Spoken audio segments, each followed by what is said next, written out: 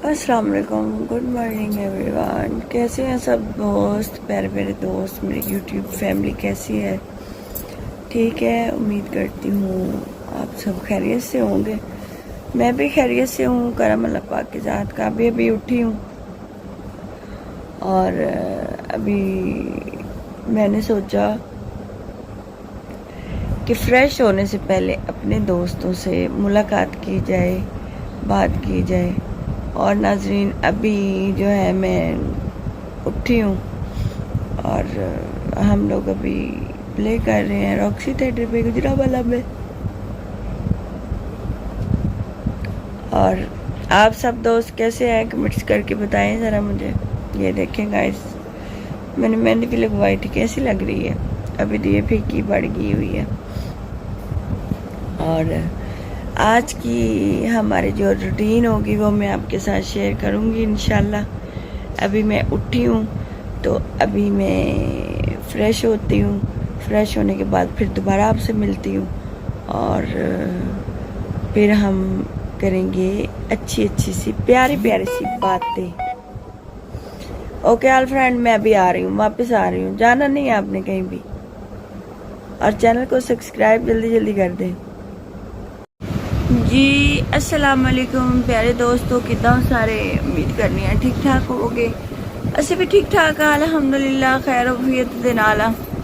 ते नाज़रीन, हुण मैं फ्रैश हो गई हाँ और मैं अपने दोस्तों के नाल प्यारियां प्यारियां ते मिठियां मिठियां गल्लां कर लवां। सुबह का टाइम है, तकरीबन कोई सुबह का टाइम नहीं है, तकरीबन कोई दोपहर 2 बजे का टाइम है और असी हुणे ही उठे हैं। ठीक है जी। और रात नूं ते ड्रामे दे विच काफ़ी ज़्यादा बिजी हो जाइदा है और अपनी एक्टिविटी दे विच असी मसरूफ हो जाने हैं। नाज़रीन दोस्तों, इस वजह टाइम नहीं मिलता। ये देखें जी, सुबह देखियो, सुबह सुबह का नाश्ते के तौर पर फल खान लगे हैं जी।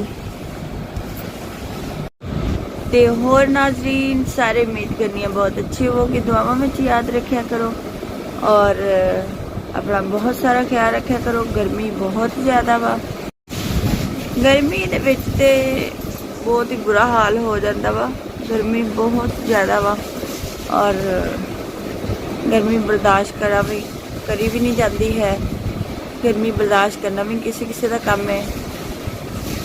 ਤੇ ਨਾਜ਼ਰੀਨ, आओ ਤੁਹਾਨੂੰ ਬਾਹਰ ਦਾ ਨਜ਼ਾਰਾ ਕਰਾਨੀ ਹੈ ਜਿੱਥੇ ਅਸੀਂ ਰਹਿ ਰਹੇ ਹਾਂ, ਜਿਹੜੀ ਜਗ੍ਹਾ ਤੇ ਉੱਥੋਂ ਦਾ ਤੁਹਾਨੂੰ ਜ਼ਰਾ ਵਿਊ ਦਿਖਾ ਦੇਵਾਂ।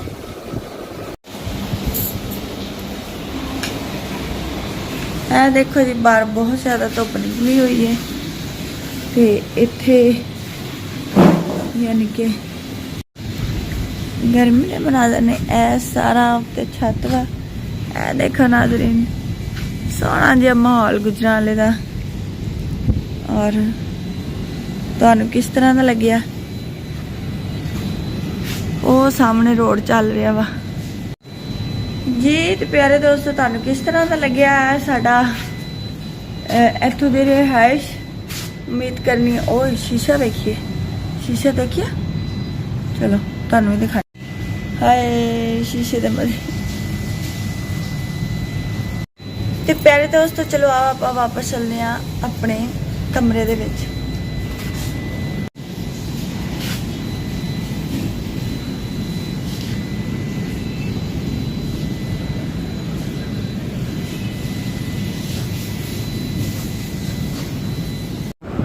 जी तो प्यारे दोस्तों, तुहानू सारिਆਂ ਨੂੰ कैसी लगी साडी ये रिहाइश।